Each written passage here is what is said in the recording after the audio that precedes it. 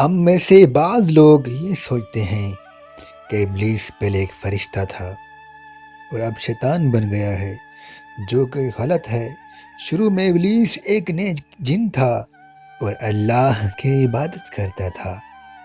اس وقت کی بات ہے جب انسان کا وجود نہ ہوا تھا۔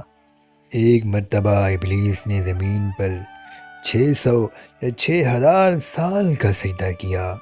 اس کی اس عبادت سے خوش ہو کر اللہ نے اسے پہلے آسمان پر بلایا۔ وہاں بھی اس نے 6000 سال سجدہ کیا اور اسے دوسرے آسمان پر بلا لیا گیا۔ وہاں اس نے پھر 6000 سال سجدہ کیا اور اسے تیسرے آسمان تک رسائی حاصل ہو گئی۔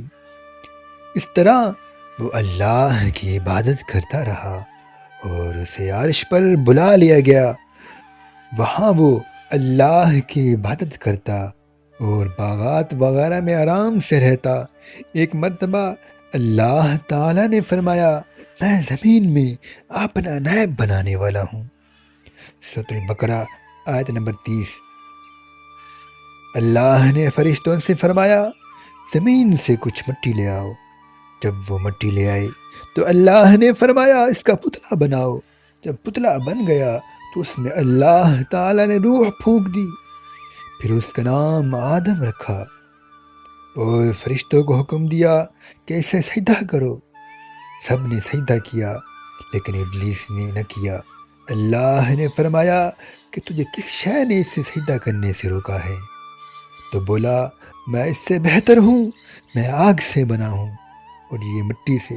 سورۃ الاعراف آیت نمبر 12۔ اس آیات سے یہ بات واضح ہے کہ ابلیس شیطان آگ کا بنا ہوا تھا، جب رشتے تو نور سے بنے ہوتے ہیں۔ اس کے بعد اللہ تعالیٰ نے کہا، جنت سے نکل جاؤ۔ اس پر شیطان نے کہا، اے اللہ، میری اتنی عبادت کے بدلے مجھے کچھ مہلت دے دیں۔ تو اللہ تعالیٰ نے اسے روز آخرت تک مہلت دے دی۔ پھر اس نے کہا، مجھے آدم سے کچھ زیادہ طاقت دے تاکہ میں آدم اور اولاد آدم کو بہکا سکوں۔ ابلیس نے کہا کہ مجھے چاروں طرف پر طاقت چاہیے۔ اللہ نے دے دی لیکن اس پر بھی وہ راضی نہ ہوا۔ اللہ نے اسے عادتی دی، برتری بھی دی کہ تیری اولاد آدم کے اولاد سے 10 گنا ہوگی۔ اس کے بعد ابلیس کو جنت سے نکال دیا گیا۔